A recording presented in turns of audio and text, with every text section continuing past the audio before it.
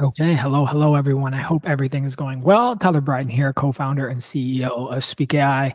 Took 1 month off. I got married, I did the honeymoon, all that stuff. So I'm feeling a little plump right now. I got to do some exercise and get back to normal shape, but super pumped to reconnect here with Vatsal on the call, let him introduce himself. Check out the updates that are happening. A ton of great updates here for October 2024. September just ended. We got this video recording. It's the first day of October, and look forward to sharing this out with you so you can experience all the great improvements and changes directly in Speak. So that's all. Maybe a quick introduction to yourself. Anything else that you're thinking about right now or excited about? Yep. Hello, this is Vatsal, co-founder and CTO at Speak. A lot is on the go, and tons of things are also going in the space of AI, especially. And happy to share changes we have made through the last month. We've got some nice straightforward releases here, but then there's some other ones that we like to just walk through on video. So there's a clear tutorial and guide for you if you are interacting with that part of the platform. So company Speak AI, we call the product Speak, working with language data. Primarily, we work with meetings, interviews, focus groups, and we also see some survey data come into the platform. What our goal is, save 80% of your time, the cost, in generating valuable insights for the business. We've got a lot of great automations and formatting and things you can do. So you can complete a lot of great workflows in tasks when you were working with those language files that were just not even possible a few years ago. So again, super exciting time. And we're really happy to be building upon some really foundational technologies here to open up workflows and use cases that I don't think we see in other platforms. So happy to walk through that a bit more. And then just the classic, who's using Speak? We've got some great logos on this page here. These continue to grow. And we're excited to see an international user and customer base, 100 plus languages in the system, 150 countries across the world. We're seeing people sign up and use Speak. So always happy to see that continue to grow. And without further ado, let's jump right into it. We've had AI chat internally for a really long time within the platform, allowing you to interact with either, say, single media asset, a single meeting, video, whatever. And then we've also had you been able to do it from the folder level. But what we were seeing was a lot of meetings starting to happen using the AI meeting assistant within Speak, and teams were wanting to be able to share that with their team members and allow them to interact with the shareable player without having to be logged into the platform. And so with this release, that is now completely possible. We'll do a little walkthrough and demo of that. Yep. This is the classic chat use case here. Again, you could share a file with the team member with the transcription, maybe action items and use cases. But at the end, they might be looking for something specific through that meeting, because again, many different organizations or part of the organizations would be part of those meetings, and they could have their own set of the questions they would like to figure it out on their own. So that's a great addition. And if you are watching the video, you could see the different options you could configure there. Yeah, and Vatsal was talking. I just wanted to pull up the video for a little bit of reference there. Start from the folder, drill down into a file, and then you can see this share media player on the left sidebar has been there for a long time. And really all you need to do is now hit allow chat. And you can see there are also this idea of the assistant template. We've talked about this in previous videos, so I'm not going to go too deep into it, but basically giving more context to the engine so it can produce better responses for you. So a little tap like that, and you can hit save, and then all I have to do, open this in a new page, and the AI chat is right there. So you can see there's going to be a little prompt with how can I help you? You've got the chat bar here. You can obviously type your own question in, or I can go drop it, hit, push it through, and it's going to give me the response. So I'll run through it. Beautiful. Here's all the action items for the video. So again, what's a use case of this? Maybe you were just in a meeting. You're going to get a meeting email from Speak saying the player's ready to go. You want to look in, hey, look at the transcript, but you know what? I don't want to look at the entire transcript. Just give me the little summary there, and I can jump in and get that response. Now, a note on that, if you are one of the people who are sharing it, what's great is I can jump in, I can look in the chat history, and that will actually populate. So you can also see, hey, how are people interacting with the files that I've shared? What are they looking for? And this can provide a little bit of an intelligence layer for you, as well as maybe if you want to run a little automation or something, you can improve that automation based on what people are asking it that wasn't possibly there before. So if you go back to the player, and if you're watching this video, it's also called the chat history. So if one of your team member, if you just have run the prompt, which we just spoke about, you can also go back to the historical manner to see what other prompts has been asked and how the responses has been generated, and you can also review that as well. So it really helps when the cross-functional teams are working and try to review either the summarizations or any action item they might already have generated for this particular file. Yes, and you can see this video is a classic demo video that we show, so it's had lots of chat interactions in the platform. So super simple, just one last quick loop on that. Go into the individual file there, and then you can hit, basically simply hit Share Media Player. Turn on the chat. Again, pick your assistant. You can have your curated ones, or there's general ones that we've curated for you. Hit save and then populate on that new page, and you're good to go. You'll be able to see the chat interaction right there, and you can go ahead and start chatting immediately. But that's not all. We've also enabled that on the folder level. So say I can do that same thing, allow chat on the library, same option there. I'm just going to go to the general. I hit save. Now we've had the shareable media library for a long time. We've even had chat at the folder level or the library level for a long time, but now you can actually drill in. Say you're sharing this with a client after you've done some research work or analysis, they can jump directly into that video and they can actually start to chat and interact with it, just as we showed you in the individual shareable media player. So again, this is one file we talk about to enable the chat, but there's also the chat button on the top where you could enable for your clients or for your team to ask the questions at the entire folder level to generate these responses as well. And yes, and last month we actually documented the release of suggested prompts and recommended questions that you might want to curate for your end client that you're working with, and that's live. Check out the last release. We'll drop it in the video description here for you to check that out. You can curate that. So great addition to it. So we're out of the shareable media library for a moment. What do we want to now cover? Basically this idea of folder statistics. Some people are looking at the folder as a data set or a project. And what we were finding was there were a lot of teams who were wanting to summarize from a high level what's contained in this folder, this data set, this project. So if they're sharing with clients or stakeholders within the organization, they can give a little bit of a summary of what's included. And that's, a big part for sharing insights. You want to know, okay, how many files am I looking at? How many speakers were in the file? What's the total duration? What's the breakdown of assets within this folder, this data set, this project? And so this is now fully live within Speak. We'll show that in a second there, but a great little summary of what you're actually containing in that folder. So we've got folder page, dedicated folder page here. We've added the search function, which is super nice. And then if I'm in a folder, all I have to do, hit the little statistics bar on the side. I can collapse that sidebar, really put that in focus here. And now we've got a breakdown of this folder, this project, this data set. For us, these are user interviews, people that we've talked with at Speak here, trying to get feedback, understanding. We've got some audio files. These ones are a bit shorter.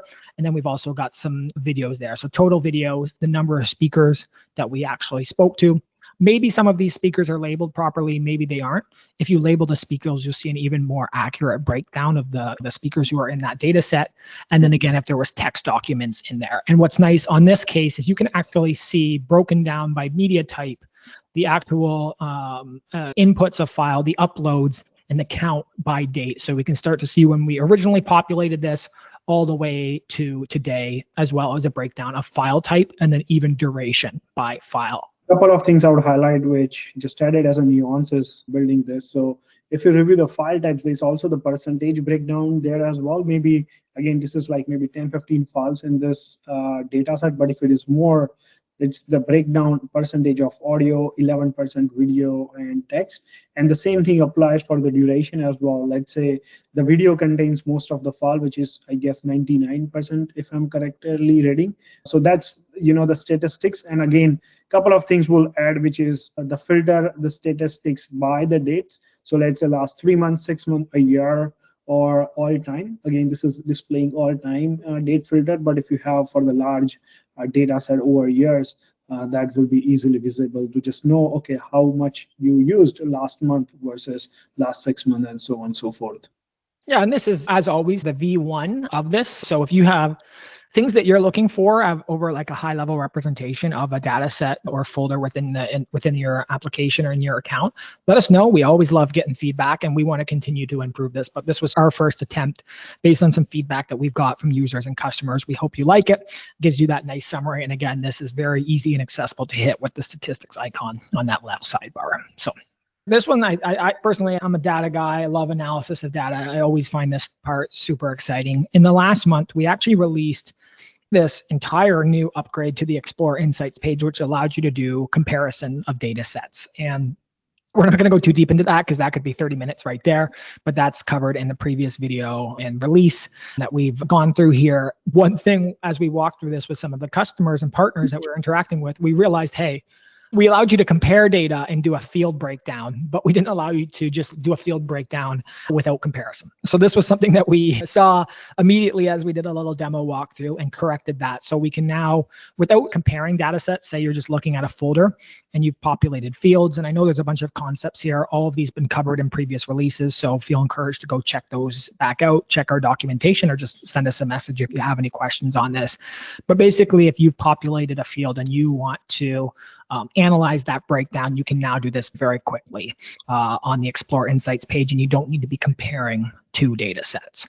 And there was one other interesting piece. We'll do a full walkthrough of this in a second. It should be quick. We added this idea of the separation function. So if you wanted to extract multiple things out into a field, like say themes, but there were multiple themes in an individual file, in a previous iteration, you couldn't really do that and get a good results. But now you can populate that into a comma separated list, and you can use this separation function to clean that data up and actually visualize and get valuable results. So I'm now in the updated Explore Insights portal, the page, the reports that we're generating. And as a note, maybe you were visiting this earlier and you come back, we've actually split this into keywords, sentiment, and then fields. So really starting to break these reports into more granular things. There's a lot of benefits of that, automatic comparison, and really allowing us to dig down deeper into each idea or report. And again, you don't need to be comparing a data set anymore. Really what we're looking at is keywords and really looking at the whole data set across this entire account. We've got these exploratory classifications, and you can see I can hit that, do the field breakdown, and immediately I can get the results there. You can see the number of times that it's appeared and then the percentage density. However, there's other use cases where there's a little bit more of multiple themes or something emergent. So you can see in this case, user interface wasn't intuitive, it wasn't user-friendly, limited user engagement, lack of engaging user experience. So this is considered one result, but with the separation function, I can just literally hit comma, and I can now split that. And you can see that instead of that being one grouping of a result, it's now split into a separate entity. And so you can now see much better results split up, more accurate and more quantifiable than if you had just put it in that comma separated list like we had showed you before. Super quick. You've got either no separation, which was what we were looking at originally. We've got the comma and a semicolon.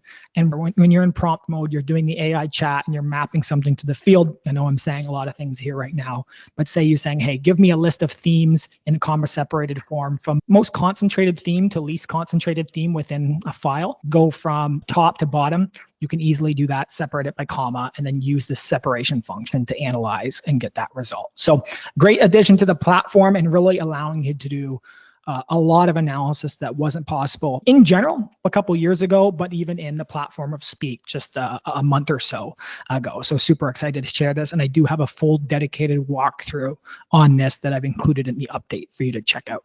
Anything else you want to add here? What's happened this year in Speak is a lot of really dense, valuable things have come together. And we, even as a team, are still doing our best to try to articulate and demonstrate and make that more clear in the platform. It's super valuable. The output is incredible, especially if you're doing any research or extraction of like insights, whether it's, again, research or you're trying to do some quality assurance. You can really start to standardize and get high quality results. We did talk a bit about the Shareable AI chat, but maybe Vatsal, I'll let you go ahead and document a bit of the changes in the actual media library, the UI, and the insights here. Yeah, so before we used to display a very standardized form of displaying the analytics, which is the word cloud. a chart and the table with the sentiments. It was like very disturbed UI, I would say, with a lot of data to process by looking at the first site. But now we distributed the same consistent approach which we have done within the platform to the media library. So you can have the consistent experience between either you are using in-app or media library or even the player, which is the individual media file, which, talking about the Shareable media library in deep, this is like differentiate between keywords, sentiment, and fields, which Tara just spoke about through the video, how you can even create those filters and utilize that at the granular level with the comma separated values. Those are all valuable things already available into the media library, which again you can share with your team or your clients, and with of course a lot of options which we talk about in the past, have documented in these videos, in the previous videos as well, which is more around customizations, the white label solution, which provides and give you the feel of your own product. That's all these changes came together very quickly. Even a month and a half ago, we are struggling to figure out how to even build the comparison function with the data set we have, with the options we have. But glad it is live, it is useful. You can download these charts. So looking forward for any insights if you have any, and fully encouraged to share with us on this point. Yeah, you spoke nicely about it, but like one of the goals has been how can we replicate the in-app experience that you're having and give that directly to your team members that you're working with who are maybe not dedicated team members in the application or clients. We have a lot of research teams using the platform. They're doing a bunch of focus groups, interviews, or collecting testimonials or things through the recorder, wanting to then share that with their client, but being able to flip that out to the client through the Shareable Media Library and have the same experience that you're having internally in the app, but adding maybe a little bit more curation to that. So same thing that you're seeing in here. I'll refresh this and we'll open it up. I think I'm going to have to go to all time just based on that data set. You can see there is that keywords report as we've had before, and we've documented this in the previous video. You've also got sentiment, and then now what is available is that same thing with the fields breakdown. So really happy to see that. And then just as a note, right now we're looking at all time. There is nothing appearing, but just as in the client, say I was to look at last 3 months to the previous 3 months and there was data that fulfilled that, it would automatically run that comparison, which is super nice. Another great release on the Shareable Media Library. If you do have any questions about that, always feel encouraged to send us a note. It's one of the really highly adopted solutions, and a lot of people just start with Speak and then they use this library and then say, hey, I want to custom brand this myself. How can we do it? And so really happy to chat with people and help them with that. So it moves on. This one's a little bit more clear, but for a long time, we've been asked to include translation in the platform. We did it. We have added a ton of languages for that translation. And so we have a bunch of people manually clicking, translating all their files. And then the natural next question comes, hey, how can we do this automatically? We love to hear that question. So we went ahead and created that in an automation. The automation is a nicer way to reduce a lot of time and efforts to manage the things which maybe as a human we are not need to. The system can manage that. So we got this automation, a nice piece here. Again, you can put down the name as the translate, whatever the folder name or the files you want to translate to. So let's say Tara here on the video selected the synthetic data as that. We got the two different actions, the chat prompt. If you are already using the chat, we talk about a lot of things before too, but it gives you a lot of options to initialize the chat, to run a prompt which you wanted to do on the folder. But that same foundation will apply for translating any files you upload. So if you are uploading audio, video, text, from integrations, from Zapier, from API, from manual upload, any way possible, if you're injecting your data to Speak, you can set up this automation as a translation and select the target language, which is in this case English. So all these videos are, if are coming in French or Spanish, this all will be automatically translated to English. Again, when do you want to run for the translation? It will run instantly as a new file comes in. So that one thing. And second is, as you can see, this will create a separate note once you create this automation.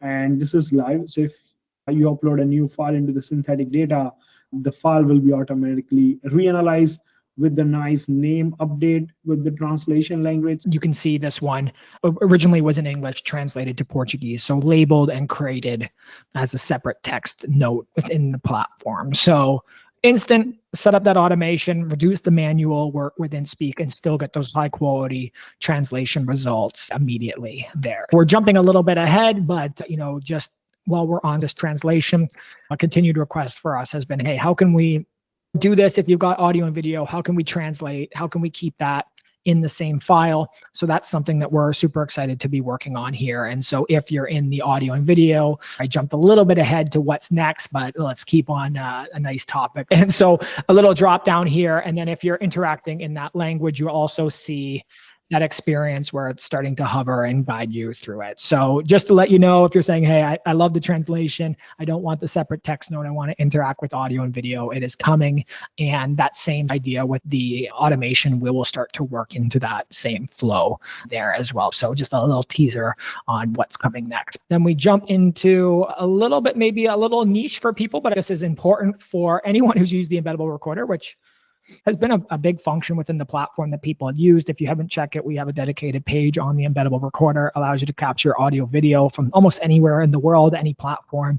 And so we see a lot of people collecting that for research, for testimonials, and then running automatic transcription and analysis on those files. But we've introduced these fields, we've introduced custom questions in the recorder. And a lot of people had actually been, having questions that they had people answering for a very long time. But those questions really didn't end up anywhere besides a little note when you looked at the files. And now, because we have these fields, we're allowing you to be able to map those questions directly to the field. So this is an incredible function. We'll walk through that in a second. But what about all your historical submissions? It'd probably be nice to structure those, put them in the fields, and then allow you to organize, filter, analyze that data better. This was a request from a couple of our great customers. It took us a bit of time to figure out, but super excited to see that. There are a couple of companies who does work with the recording solution, but to incorporate in-house under one product with recording and transcription and allowing you to have the end-to-end solution is fantastic. And again, we incorporated fields in last quarter, and to connect those fields with these existing solutions which we are offering is a game changer for many customers and the new users who are listening here as well. We got the rating, we got the text as how do you want to capture the response, and any description just for your own purposes to look back. So rating from 1 to 10, the field creation has been done. So if you go to the one of your recorder with the pre-existing one, you have a lot of responses. In this case, the recording we are seeing, tell us a little bit about yourself. And if we ask about, hey, please rate us this product out of 10, and you could create your own equation here. You can define the way, how do you want to display for your end user on the recorder. And this is the main part, which is mapping all your answers to the field. This will be a new equation. So for all the futuristic recording responses submissions, this will automatically map. But now the question is, we saw before coming to this page, there are certain responses already exist for this recorder. So there's a button called on the left-hand side of this pencil icon. What does this do? As you can read, it says sync previous answers to selected field. In this case, this is the another question in the previous one, which says, what do you plan to record? That's the field we also have created. What's happening actually in the background? So we have 50 submission. Your people have already responded nicely into the structured format. Now, once you click on that, all the responses will be automatically synced to this particular field with just one click. So if you just click, there is a process going on, and it says 10 recording responses are synced successfully.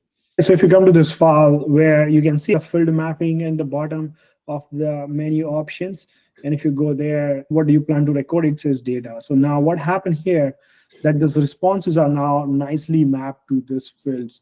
Okay, these are mapped to this field, but what's the use case here? So if you connect the dot before, Carl was speaking more around the explore insight part, you can nicely go back and do the field breakdown analysis on top of these responses to understand what had happened in the past with this recording submission. So it's a nice pattern, which is from the recording submission to the responses to the field, to go back to the explore insights to understand how people have reacted to your recording submissions and equations. Yeah, and even if you wanted a quick high-level view, you can use that columns view in the folder level and then display that. So if you had a bunch of submissions right here, you would actually see all of that listed out. And again, this becomes a great tool for filtering, analyzing, and then we've also got a great export function in the CSV media details that allow you to structure that data really beautifully. We have people who've had thousands of submissions who you said, hey, this is amazing, but we've only got the forward ones working now. How can we do this historically? That is now live. And even Vatsal, if you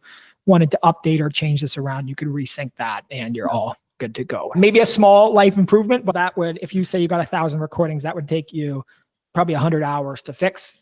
If you were doing it all manually, that's all cleaned up, ready to go within seconds. So that's what we always love to do here at Speak, and super excited to get that live. So those are what we classify as the major updates for the month of September, now already for you here, October 1st, 2024.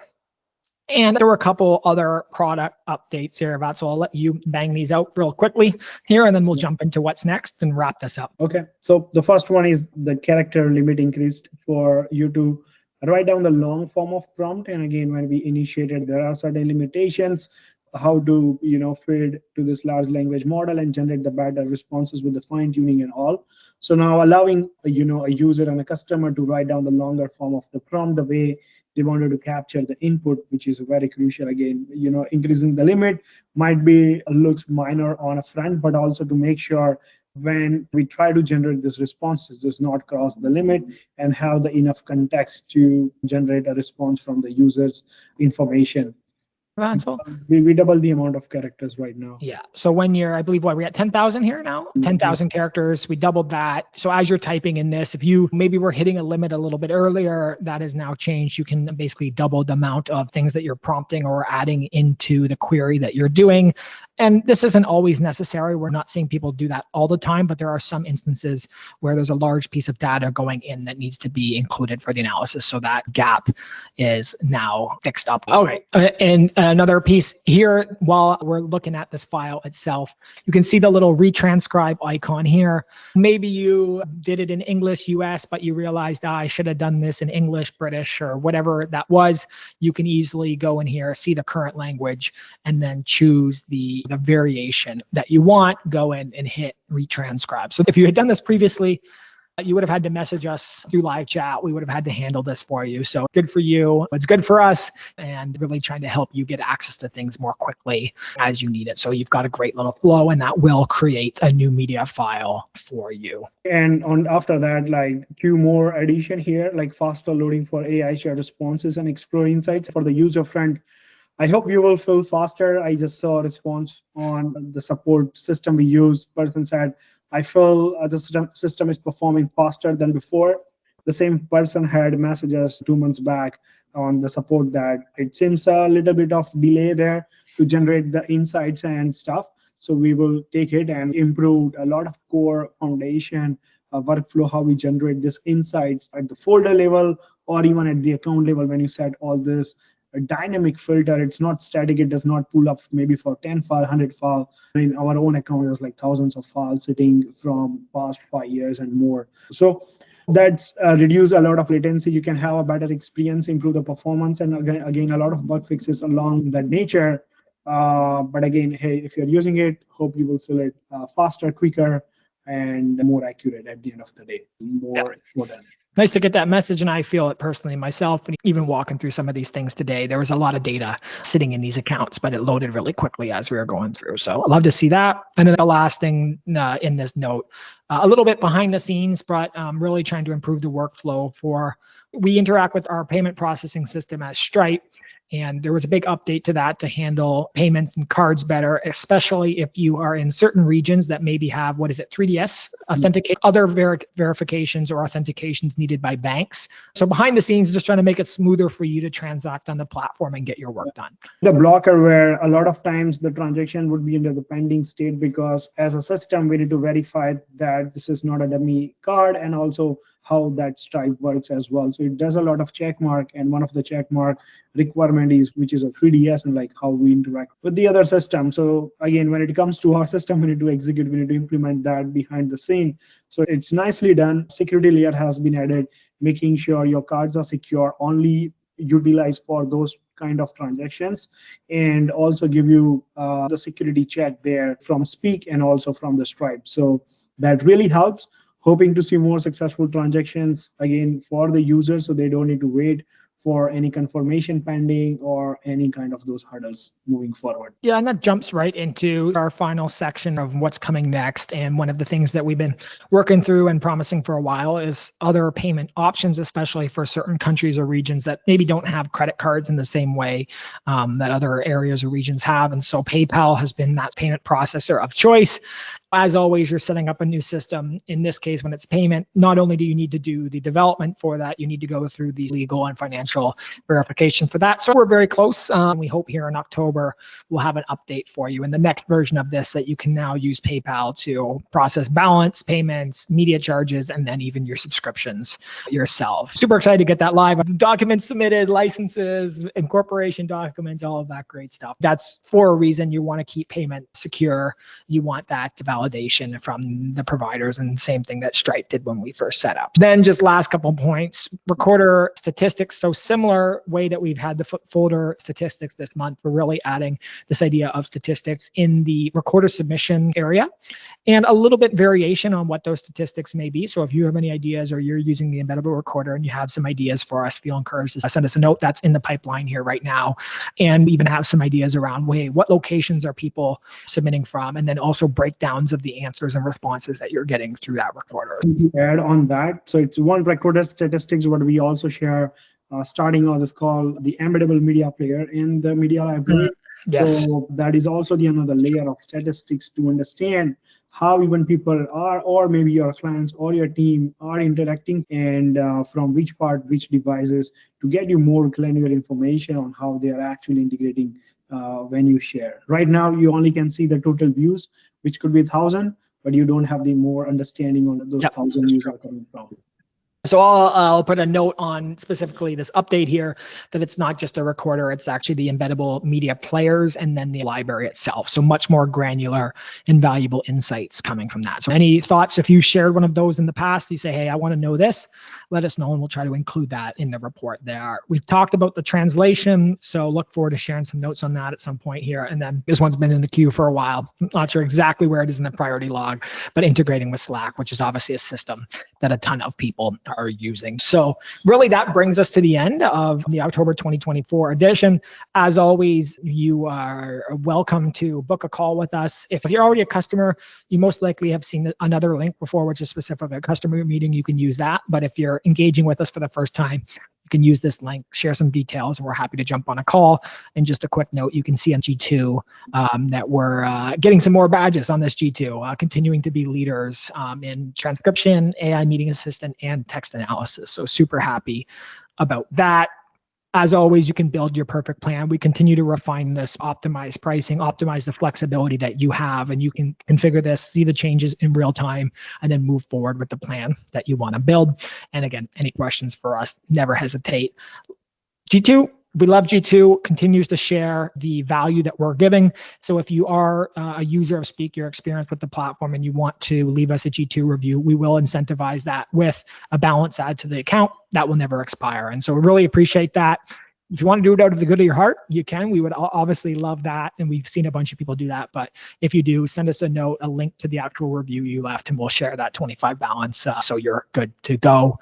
And then lastly, if you are love and Speak and you want to support us, but at the same time support yourself, make some money, we got 2,000 plus affiliates on the platform. They're making 30% commissions when they're sharing Speak, and I just paid out people here today. I love sending them money, and if you're interested, I would love to share some money with you as you continue to help us grow here at Speak. Anything else before we close this out? I started outreach a bit on email and LinkedIn, so if you hear from me, do respond to that, or if you know someone who is maybe into the space who are looking for such solutions, you have heard from us a lot, maybe last 4 years. So if you find any match, feel encouraged to send us a message or share our profile or the website.